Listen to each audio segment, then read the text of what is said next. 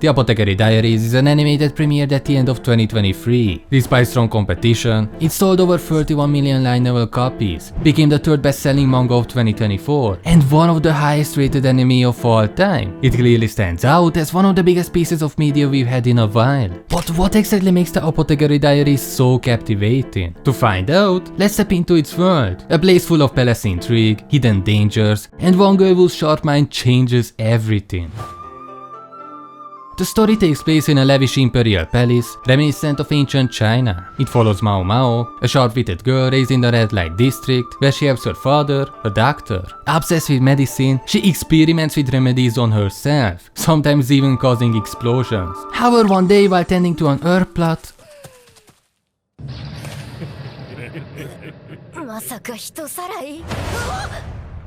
Maomao is kidnapped by human traffickers and sold to the Imperial Palace as a servant. Strangely, the palace feels familiar. Just like the Red Light District, it's full of strict rules, hidden power struggles, and people trying to outmaneuver each other. With no way to escape, Maomao decides to keep her head down and serve her time. Now, one key thing we quickly learn about Maomao is that she's far more intelligent than the average servant. With a background in medicine, literacy skills, and even knowledge of etiquette, she could easily rise to a higher position, perhaps even as a low-ranking concubine. But Maomao chooses to keep a low profile, not because it's easier, but to make sure her kidnappers are paid as little as possible for her. However, trouble soon brews in the palace. A shadow looms. 3 heirs to the emperor have already died from sudden illnesses, and the remaining 2 face the same mysterious threat. Maomao's instincts kick in, and she grows suspicious, convinced something is seriously wrong. Her curiosity gets the better of her, and she begins investigating. While observing high-ranking concubines arguing, she quickly deduces the cause of the illnesses. Unable to stand by, Maomao takes a risk. She secretly sends a warning message, advising the concubines on how to prevent more deaths. One concubine ignores it, and her child dies. The other heeds her advice, and her child survives. Unfortunately for her, this draws attention, and the palace begins searching for the sender of the message. Maomao is soon summoned by the matron of the serving woman. As she stands there, a eunuch holds up a sign reading, "You with freckles, stay here."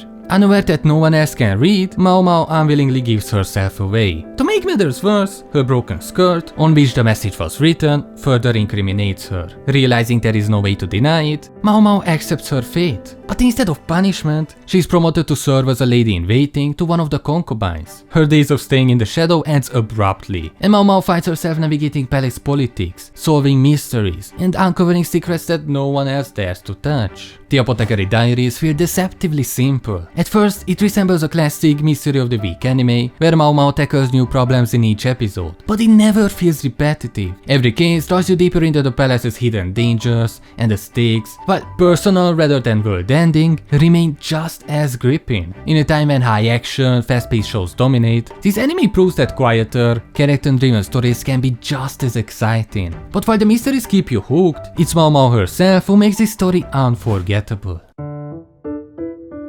It's no exaggeration to say that Maomao carries the Apothecary Diaries. She's sharp, quirky, and refreshingly different from most anime protagonists. From the moment she's introduced, it's clear there is something special about her. And it's not just her freckles or the way she keeps her cool even after getting kidnapped. Maomao isn't trying to change the world or climb the palace ranks. She's practical, resourceful, and focused on surviving the situation she's been thrown into. But what really defines her is her obsession with medicine. It's not just a skill for her, it's her passion. And the way it shows is one of the most charming things about her character. There's a scene early on where she steps into the palace pharmacy for the first time, and you can actually see her lose it. Her usual calm completely shatters, and she's practically shaking from excitement at the sight of all the rare ingredients. It reminds me a lot of Frieren, and maybe it's because these shows aired at the same time, but I couldn't help but notice how much I love these scenes where fairly emotionless characters suddenly light up over something they care about. It's such a sweet and humanizing detail. And Maomao has plenty of moments like that. When she first tastes poison, something most people would panic about, she's absolutely thrilled. She examines its effect like she's just discovered a rare delicacy, savoring every detail while mentally cataloging the symptoms. It's reckless, but it's also just so her. That's what makes Maomao so interesting. She's not flawless, and she's not trying to be. She's brilliant, but she's also impulsive. If it's not medicine though, there's one thing Maomao gets way too excited about. I don't know whose idea it was to make her basically an alcoholic, but it's the one part of her character that feels a bit random. It doesn't really fit her intellectual, practical nature, and maybe that's why it works. It's messy, and that's what makes it feel real. Her flaws don't just make her relatable, they make her more fun to watch. She's blunt, sarcastic, and completely uninterested in playing along with palace politics. She's sharp, but she's also socially awkward, and that balance keeps her character grounded. But for all her intelligence, Maomao isn't invincible. She second guesses herself, hesitates in moments of uncertainty, and sometimes gets overwhelmed by the weight of the risk she takes. Yet, what's fascinating about her is how she always finds a way to move forward. Her fear never paralyzes her. It pushes her to think faster, dig deeper, and rely on what she knows. She doesn't overpower her problems, she outsmarts them, using knowledge and sharp observations to turn weaknesses into strengths. Watching her carefully untangle the mysteries around her feels like watching a character solve a puzzle, and more like witnessing someone survive by thinking 3 steps ahead. There's always a tension in the way Maomao approaches situations, because she knows one mistake could mean disaster. And yet, she dives in anyway, trusting herself even when no one else does. That's why she's so compelling. She's capable and confident, but never untouchable. Her victories feel earned, not given, and her failures remind us that she's human. Whether she's risking her life to solve a mystery or losing her mind over a rare herb, she never stops moving forward. And that is something the show does so well. Not just with Maomao, but with all its characters. Their interactions create this sense of constant motion, where relationships evolve, roles shift, and no one ever feels static. Whether it's the noble she has to outwit, the servants she works alongside, or the people she meets in passing, Maomao's story doesn't happen in isolation. Instead, it's shaped by the connections she makes along the way. While Maomao's sharp mind and quirks make her fascinating on her own, it's the people around her who bring out the best and sometimes the worst in her character. Her interactions with others add humor, tension, and emotional depth, turning the palace into more than just a setting for mysteries. Instead, it feels like a living, breathing world where relationships evolve and ripple outward, shaping Maomao's journey as much as her own actions do. The most prominent of this dynamic is her relationship with Jinshi, the mysterious and almost otherworldly eunuch. From the moment they meet, their interactions are layered with unspoken tension, playful banter, and an undercurrent of curiosity that makes every scene between them memorable. Jinshi is charming, elegant, and confident, everything Maomao isn't. But that is exactly what makes their dynamic so fun to watch. What makes Jinshi such an intriguing character is that, much like Maomao, he's not what he appears to be. Despite his soft-spoken demeanor and perfect manners, there is always this sense that he's hiding something, both from Maomao and from the audience. His beauty and charm are disarming, but Maomao sees past that almost immediately. Instead of treating him like the intimidating figure most others perceive,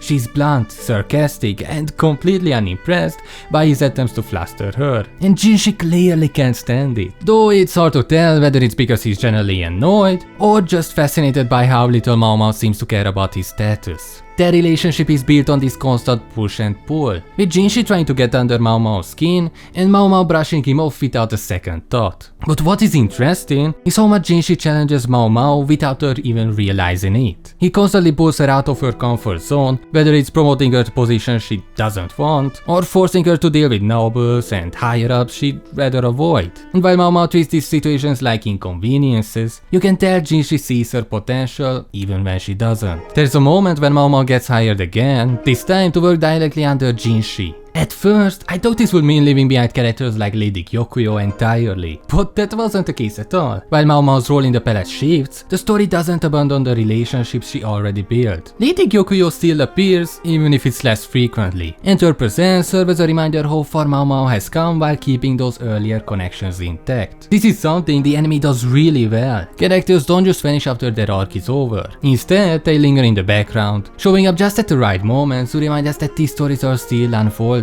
Lady Ato is another great example. After her initial storyline wraps up, we actually get closure about what happens to her, avoiding the frustrating, disappearing character trope that so many shows rely on. But it's not just major characters who stick around, the minor ones do too. Servants, eunuchs, and concubines frequently reappear, even if their roles are small. It gives the palace this sense of continuity, as if life is still happening outside of Mao Mao's perspective. People gossip, form alliances, and shift positions within the palace hierarchy, making the world feel alive and constantly moving. One of the best examples of this continuity is how Jinshi's presence changes over time. At first, he's this untouchable figure who seems to exist in a completely different world than Mao Mao. But as the story progresses, we start to see cracks in that image. He's not just manipulating situations from behind the scenes, he's struggling to hold everything together while balancing his own secrets and vulnerabilities. And Mao Mao picks up on that, even if she doesn't fully understand what's going on with him. Despite her snark and sarcasm, she does show moments of genuine concern for Jinshi, especially when it becomes clear that he's putting himself at risk to protect her and others in the palace. These moments of vulnerability add another layer to their dynamic, making it feel less like a game of cat and mouse and more like a partnership built on mutual trust and frustration. What's especially fun is how Mao Mao and Jinshi are constantly testing each other. Jinshi pushes Mao Mao to rise above her station, while Mao Mao keeps Jinshi grounded, calling him out when he's being dramatic or cryptic. Their relationship is never static. It shifts and evolves, mirroring the larger story as it unfolds. And that's what makes the character dynamics in the Apothecary Diaries so compelling.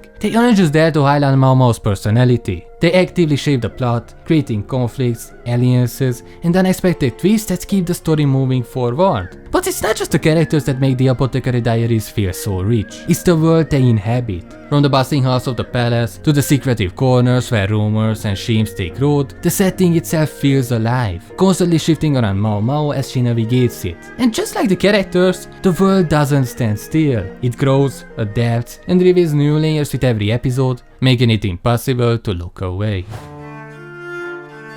What makes the world of the Apothecary Diaries so captivating is how it naturally unfolds. Instead of dumping information all at once, the series reveals its world piece by piece through Mao Mao's eyes. The palace feels like a maze of rules, secrets, and social hierarchies, and we discover its layers alongside her as she navigates new roles, from scrubbing floors as a lowly servant to working closely with Jinshi. The gradual approach makes the palace feel alive and constantly changing. Concubines gain and lose favor, servants are reassigned, and rumors spread like wildfire, setting off chain of events that ripple through the halls. Even minor characters often return later, their stories continuing in the background. It creates a sense that life in the palace doesn't stop when Mao Mao isn't looking. It's always moving, full of schemes, alliances, and hidden truths waiting to be uncovered. For Mao Mao, this ever-changing environment is as dangerous as it's fascinating. She has to adapt quickly, using her intelligence and skills to stay one step ahead of the palace politics. But what's interesting is how her presence subtly changes the world around her. Her actions often have unintended consequences, influencing the people she meets and the spaces she moves through. The series doesn't shy away from showing the darker side of the palace life either. While the concubines live in luxury, their futures depend entirely on producing hers,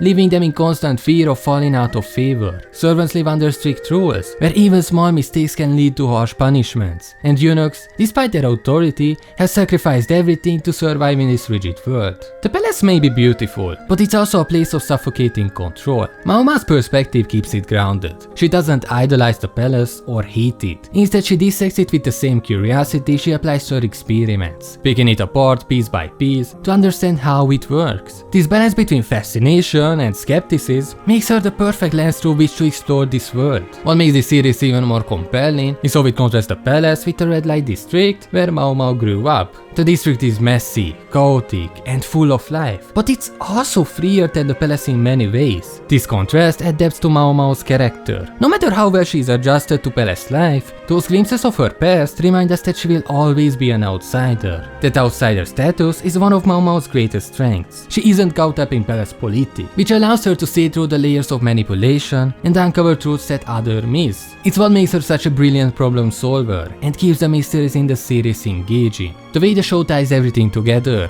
its world, characters, and mysteries, keeps you invested. But what makes it unforgettable is how it takes that foundation and uses it to completely shift your perspective when you least expect it. And no episode does this better than episode 23. Episode 23 of the Apothecary Diaries is one of those rare moments in storytelling that completely reshapes your perspective. Not just about the character, but about the story as a whole. From the very start, Lacan is portrayed as an eccentric, calculating, and even a little sinister. He comes across as the kind of man you are supposed to distrust, someone whose motives are behind layers of manipulation and arrogance. But this episode takes everything we thought we knew about him and tears it apart. It steers away the surface level impressions, forcing us to see him not as a villain, but as a deeply flawed, deeply human character. Someone whose life has been defined by tragedy, loss, and regret. At the center of this transformation is the game of poison chess between Lacan and Maomao. It starts as a battle of wits with Maomao's very identity on the line. If she loses, she must officially acknowledge Lacan as her father. But if she wins, Lacan must redeem a courtesan from the Verdigris house. The tension is high, not just because of the stakes, but because it feels like a showdown between two people who refuse to back down. Yet even in this high-stakes confrontation,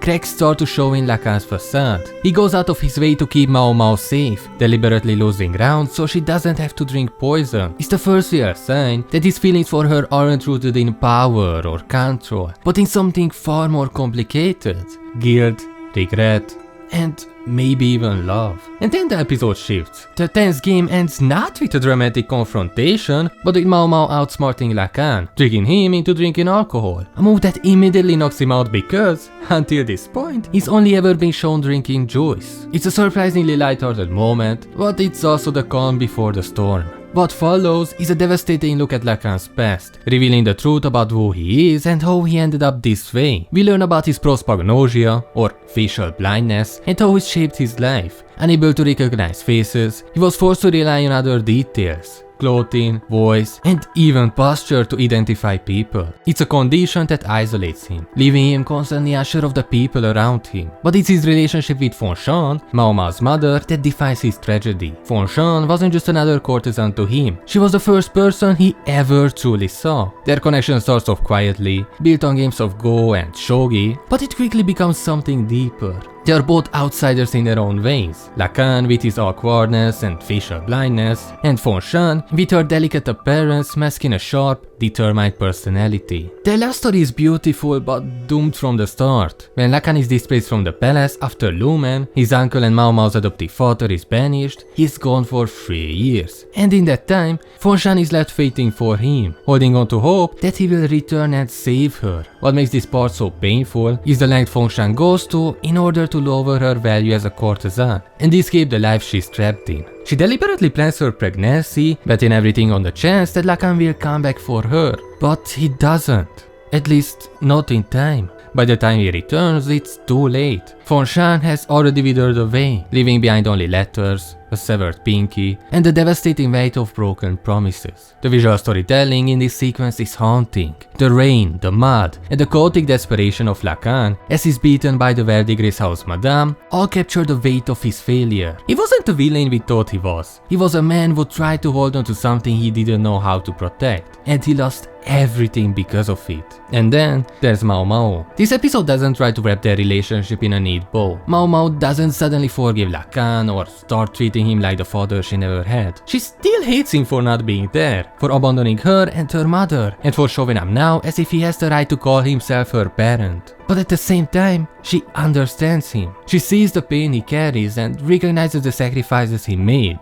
even if they weren't enough. And in her own way, she acknowledges their connection. Not out of love, but out of duty. She lives in medicine and the blue rose, a symbol of mystery, pride, and unfulfilled love. Preserved but withered, much like his feelings for Fonshan. The episode leaves their relationship unresolved, and that's what makes it so powerful. Maomao doesn't suddenly open her heart to Lacan, but she also doesn't shut him out completely. Instead, she creates a space where they can exist, distant, strained, but still tied together by the past they share. And then there's the revelation about Lumen, Maomao's adoptive father, who turns out to be Lacan's uncle. It's one of those twists that feel both surprising and inevitable, tying Maomao's two father figures together in a way that adds even more depth to her story. Lumen isn't just a man who raised her, he's the only person Lacan ever truly trusted, which makes his role in Maomao's life feel even more meaningful. In the end, episode 23 isn't about forgiveness or redemption, it's about understanding the flaws, regrets, and mistakes that define people.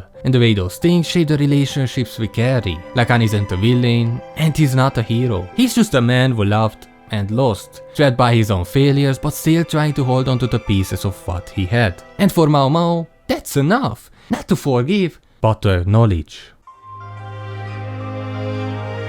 The Apothecary Diaries wouldn't be as captivating without its incredible production quality. The consistent animation brings Mao Mao's world to life, capturing every detail. From the grandeur of the palace to the earthy warmth of the red light district. The vibrant color palette enhances the contrast, visually separating Mao Mao's past from her present, while keeping both worlds equally impressive. Kevin's banking soundtrack is another standout. The in-between music flows seamlessly through the series, amplifying emotions without ever overshadowing the story. Its subtle, atmospheric tones elevate tense mysteries, heartfelt moments, and even quiet introspections. And the proof just how effective it is, you've been hearing it playing under this video the entire time. These elements work together to create a world that feels rich and alive, pulling you deeper into Mao Mao's journey with every scene. As Season 2 releases, it's clear the story is only just beginning. With the same level of care and attention to detail, the next chapter promises even more intrigue, mysteries, and character growth. Whether you're here for the mysteries, the character dynamics, or just Mao Mao's sarcastic one-liners, the Apothecary Diaries has already proven it's more than worth your time. And if Season 2 delivers on everything it's built towards, it might just end up being one of the most unforgettable anime of its kind. If you enjoyed this video, you might also enjoy hearing me talk about another really well-produced anime. Don't forget to like, subscribe, and share your thoughts in the comments. See you next time.